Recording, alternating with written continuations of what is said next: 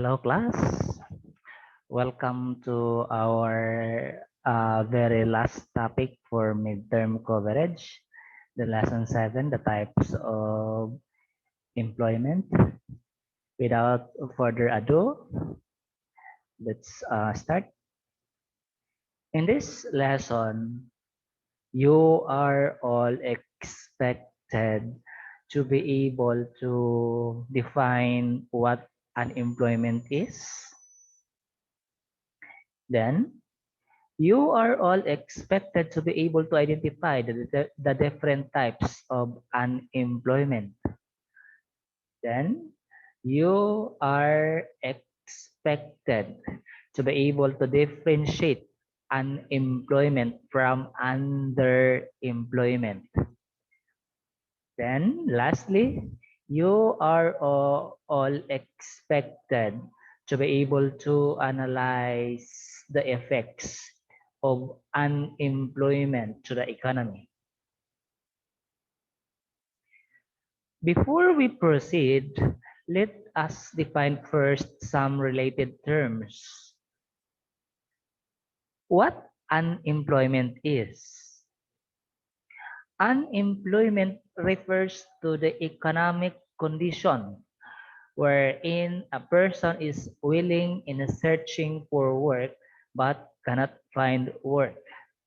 Meaning, if you are able to work and you want to work and you need a work but you cannot find a work because there is no available for you, you are considered under unemployment condition. Next, what is unemployed? It refers to the person without job. A person with no job but is willing in searching for work but cannot find a work. If you are one of them, you are unemployed.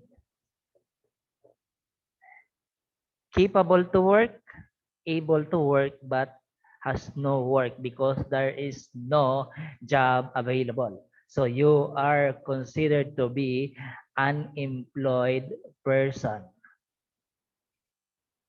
Next, what is employed? Employed refers to a person who has worked at least 48 hours a week. Again, 48 hours a week or at least 8 hours a day and is receiving just compensation. Take note of the three consideration. 48 hours a week or 8 hours a day and receiving just compensation. How about if you are really working 48 hours a week but you are not receiving just compensation according to your labor? So, or you are receiving just compensation according to your labor, but it is less than 48 hours and you are still capable for another work. What is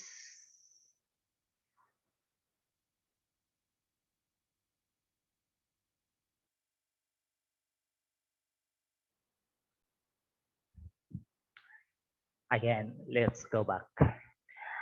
How about if you are receiving a just compensation according to your labor, but your working hours is less than 48 hours a week, and you are still capable to get another work to maximize your time, to maximize your earning potential, then you are considered to be as underemployed.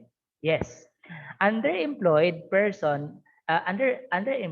this refers to person who is working less than 48 hours a week or less than 8 hours a day. and is for willing to work for another job just to complete the 8 hours a day or 48 hours a week to maximize his earning potential for that particular week or day. Also, it is considered that a person who is working forcefully to receive a, a lower than standard compensation, forced to work with a lower compensation, he or she is considered to be underemployed because of this consideration. Okay. So let's proceed. The types of unemployment. First, seasonal unemployment. Seasonal unemployment refers to the economic condition wherein a person is unemployed due to season or seasonal or occasion. For example, um, your work ends when a season ends. During Christmas, there is a lot of employment opportunity, but also ends when the Christmas season ends. So that is one example of seasonal unemployment. And later on, we will talk it deeper.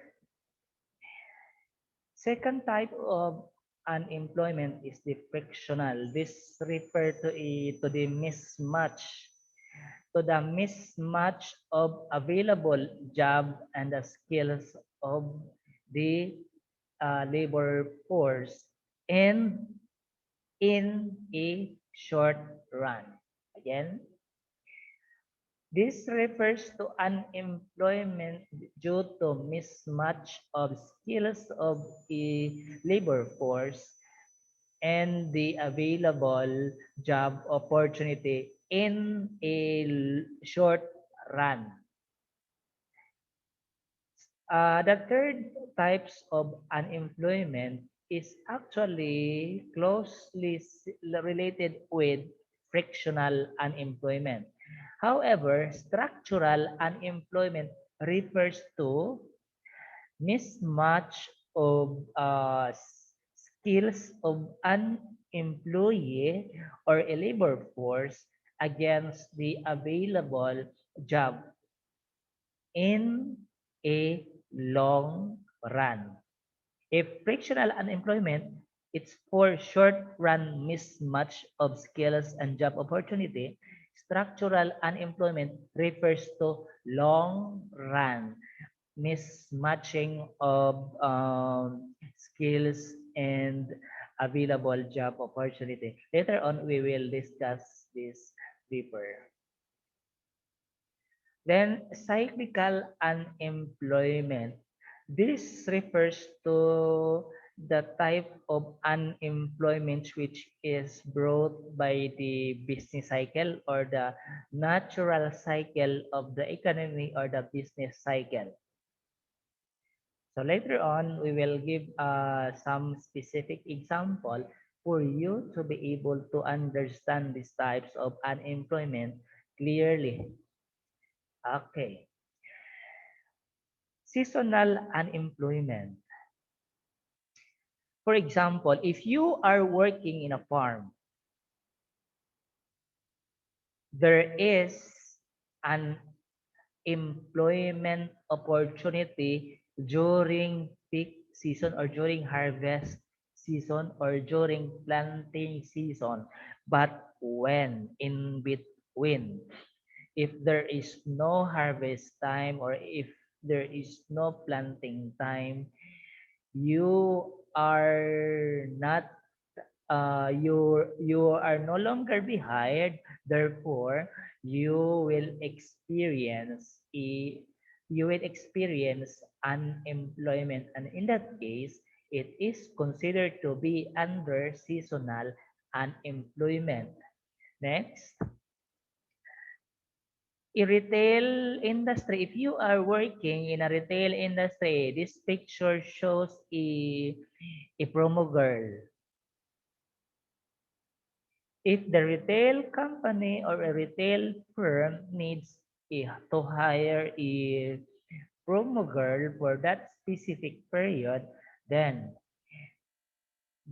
this employee is considered to be employed for that particular season. However, if the firm sees that they no longer need an employee for that season because the peak season ends already, then this employee will consider a seasonal unemployment.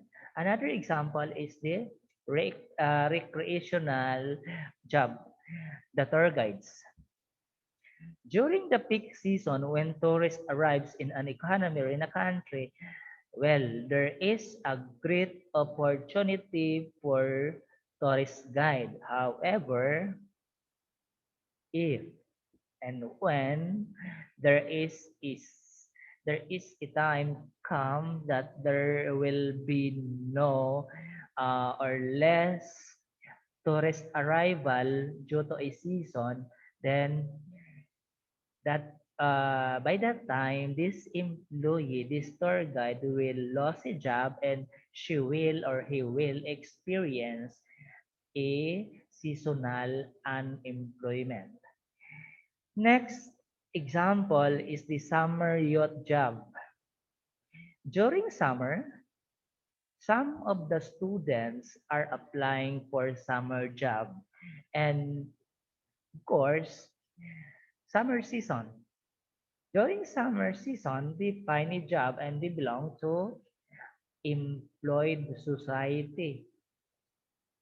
However, after the summer, well, they will lose their job, they will go back to school, and then they belong to an employed person.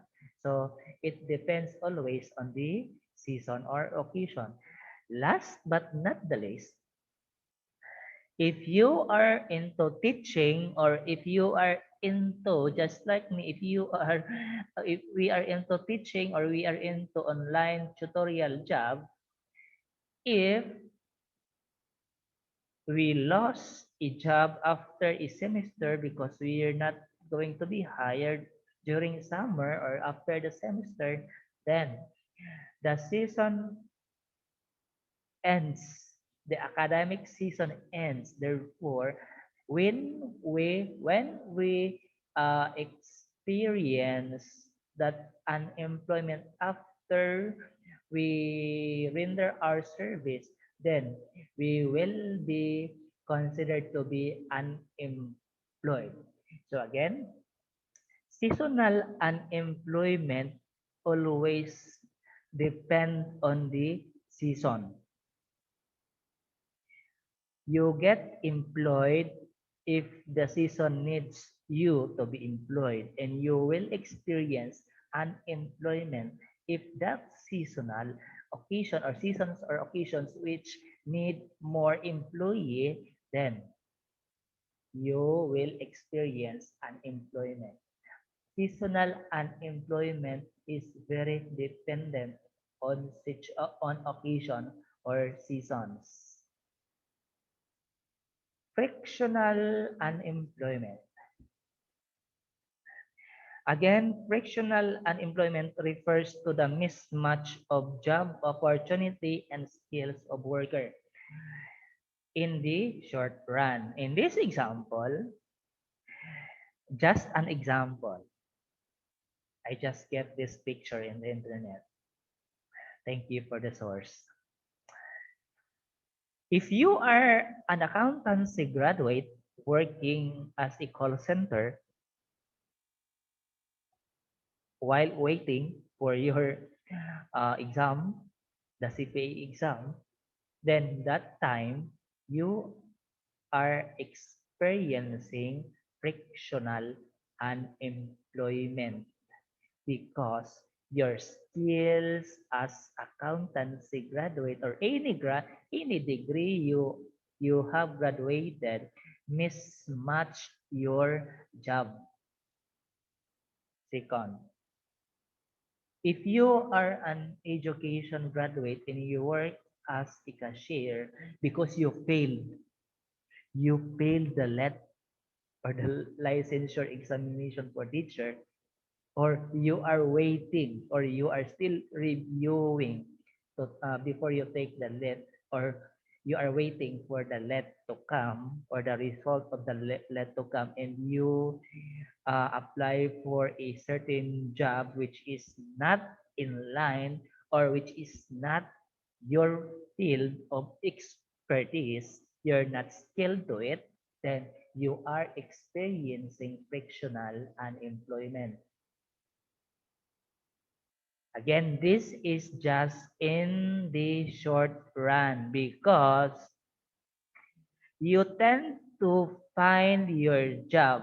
If you are an accountancy graduate, you tend to find a job in the accounting firm as an accountant or a fellow in accounting firm after you receive your license, or if there is already job for you in the accounting firm. Same thing with the education graduate.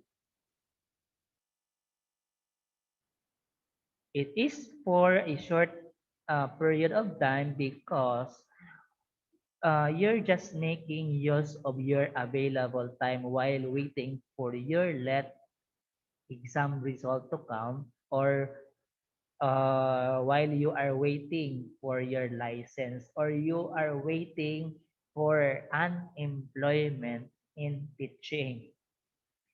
And if you are into business, you are a BSB, a financial management student, when you graduate, then if you think or if you find a job outside from the business world because you can't find a job in related to a corporate world or in the business sector, then you tend to work as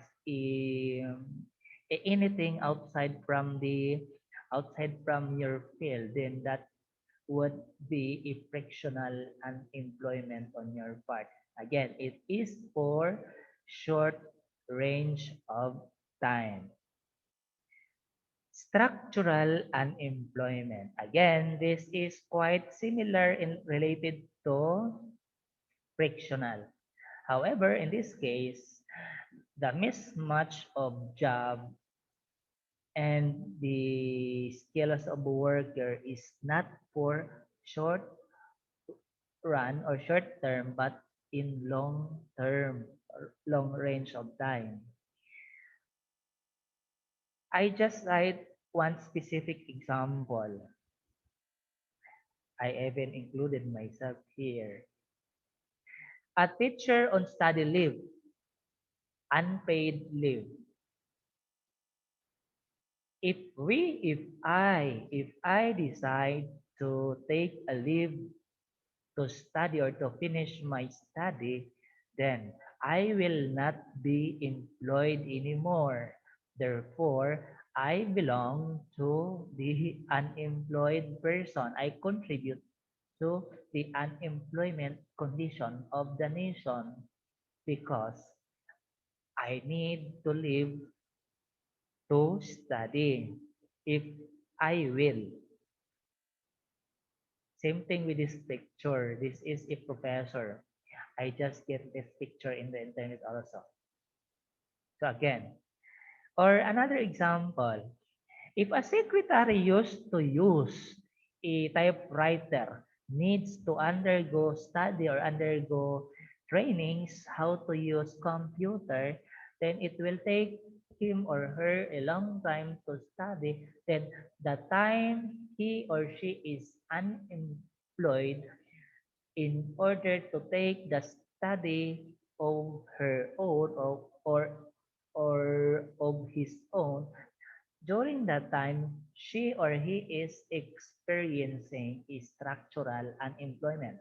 Again, structural unemployment refers to the mismatching of skills of a labor force or the employee and the available job. The last type of unemployment is the cyclical unemployment. As I said a while ago, it is normal in the business cycle. It happens due to the up down in down the upturn in the downturn of the economy. There will be an unemployment along the way based on the business cycle, the ups and downs of the economy. In this picture, why can't you give my daddy a job? That was the cry of the people or of the children during the Great Depression in the 1930s. There were no available job because of the crisis. Because of the crisis, people experience unemployment, and that is one of the pure and concrete example of cyclical unemployment. Another thing is the retrenchment.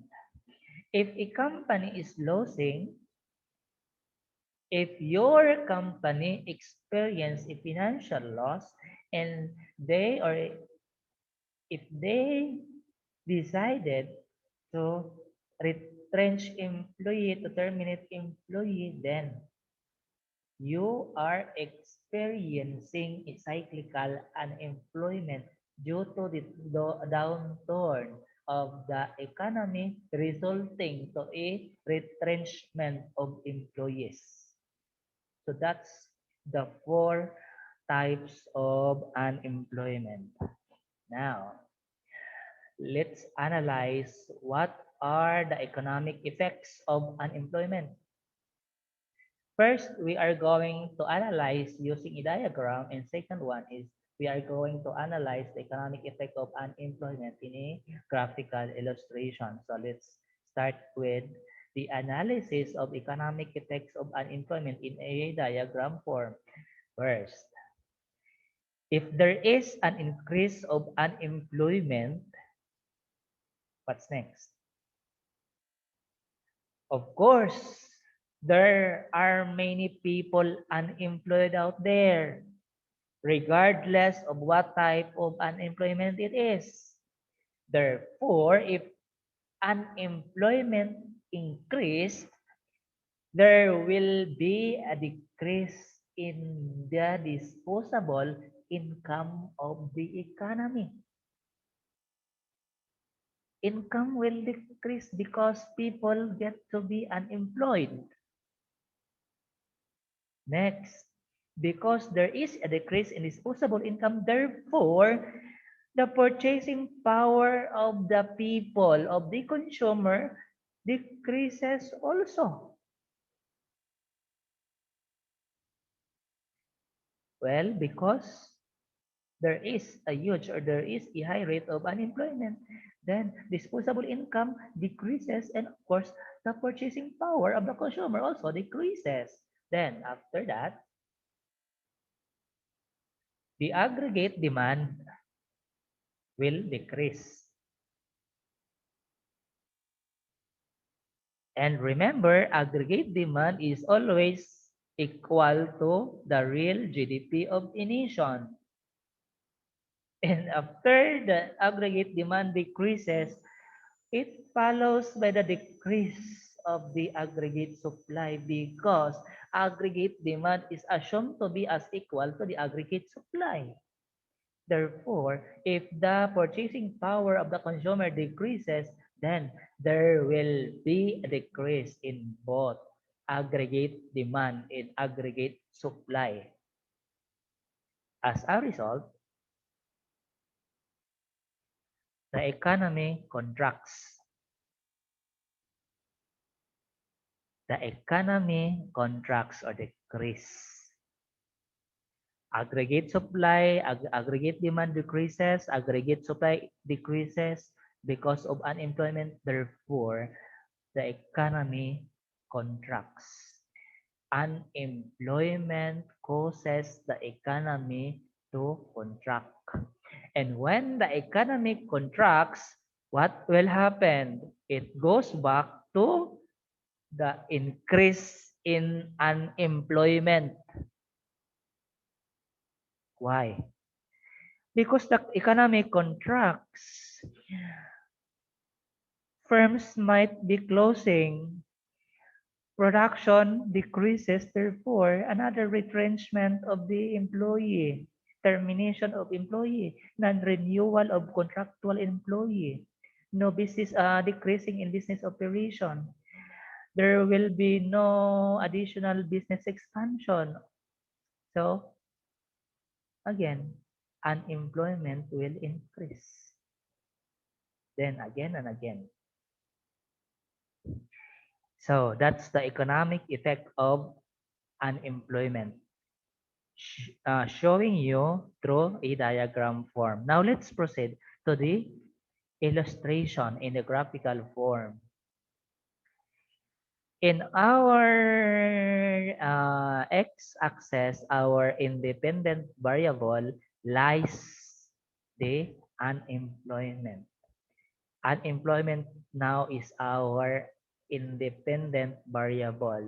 And in our y-axis is the disposable income and the purchasing power, or y. In short, output. And of course, we are now taking into consideration the computation of the real GDP, the economic situation, using computation of the real GDP. And of course, again, our vertex here is always 0. And since we are talking about unemployment, income, then we have the aggregate demand, curve.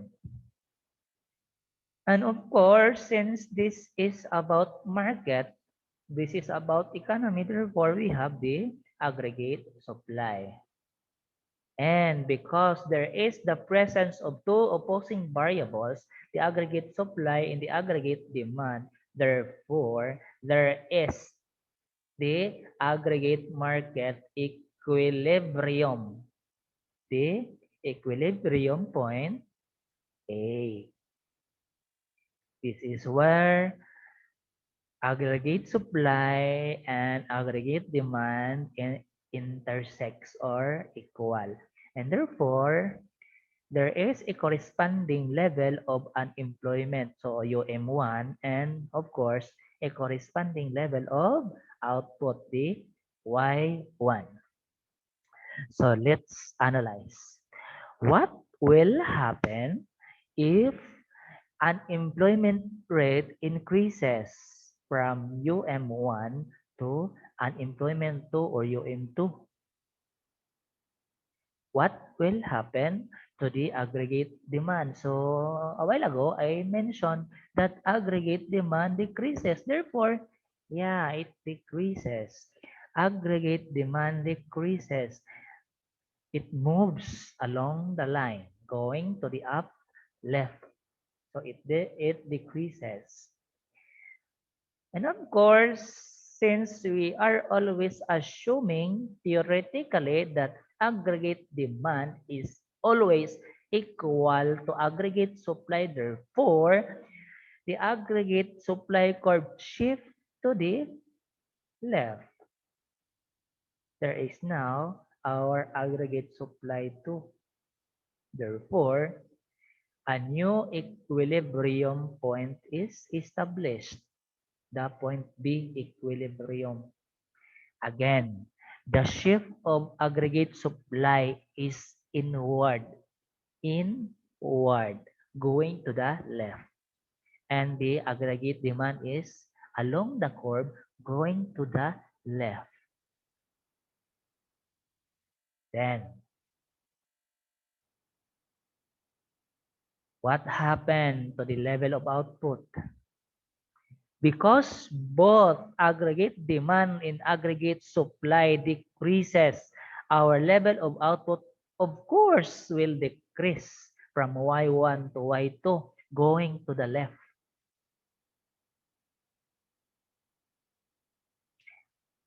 So, if this is the scenario, if unemployment increases, we can now say that the economy goes down or the economy contracts.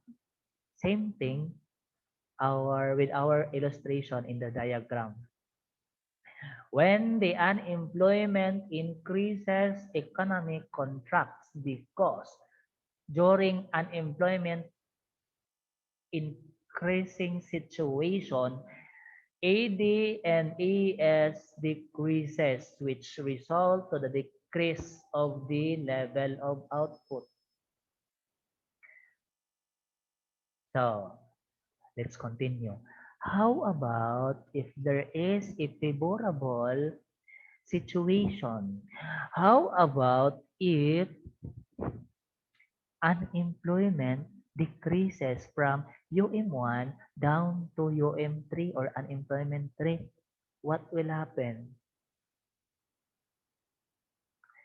Of course, there is now a movement of both aggregate supply and aggregate demand. Why? Unemployment decreases, meaning many people are being employed. Purchasing power increases. Disposable income increases. Business firm tends to hire more employees for business expansion or additional business operation. Therefore, aggregate supply increases as aggregate demand increases. Then our aggregate supply shifts to the right, forming another aggregate supply curve AS1. And our aggregate demand our aggregate demand moves along the line from point A to point C. So there is now an increase in the aggregate demand because people are getting employed. Their purchasing power, our purchasing power, because we are employed, then our purchasing power increases. We cannot increase our purchasing power if we don't have work. Who will give us money to buy things if we don't have money? Because we don't have work. Therefore, if we are employed, then our purchasing power gets increased. Then, as a result, of the increasing aggregate supply and aggregate demand, the level of output, the national production increases from Y1 to Y3. So the real GDP also increases. In this case, we can now say that if unemployment decreases, meaning people are getting employed, then we can say that the economy increases. In this reason, if you are an advisor to the government, or if you are a policymaker, you will you will think, or you will do your best, or you will recommend employment. That's the reason why the government wants its people to be employed so that the economy will increase. I hope I make myself clear. So let's recall. Again, if unemployment increases, economy decreases. If unemployment decreases, economy increases.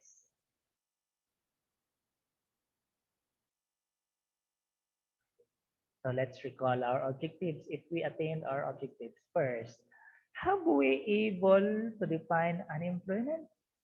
I think yes. Have we able to identify the different types of unemployment? Yes, there are four. The seasonal unemployment, the frictional unemployment, the structural unemployment, and the cyclical unemployment.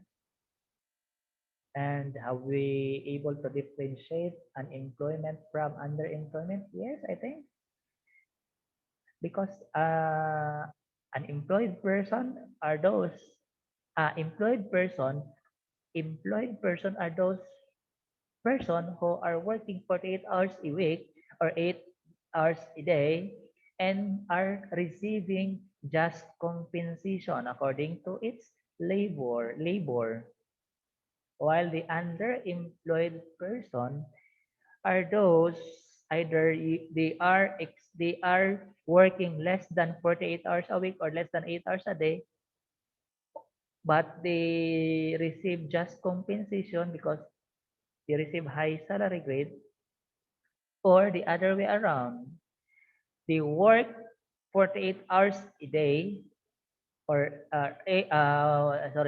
48 hours a week or 8 hours a day, but they don't receive just compensation because they are just forced to work a low paying job because there is no available job for them. So that's underemployed person or underemployment situation. Then we are have we able to analyze the effects of unemployment to the economy? Yes, I think the last portion of the discussion shows the effects of the unemployment to the economy. If unemployment rate is high or increasing, the economy contracts. And if the unemployment rate decreasing, the economy expands. So that's all for this week. And that's all for the coverage of midterm. Lesson 1, the aggregate demand. Lesson 2, the component of aggregate demand. Lesson 3, the aggregate supply. Lesson 4, the scope of aggregate market equilibrium. Lesson 5 is the types of inflation. Then lesson 6 is the cost of inflation. And this lesson 7, the types of unemployment. In our final coverage, we will be talking the national income accounting, the monetary and fiscal policy, the international trade and foreign exchange, then the consumption, savings, and investment. And the last lesson would be the economic growth and development. So that's all for this week. That's all for today. Good afternoon and keep safe, everyone.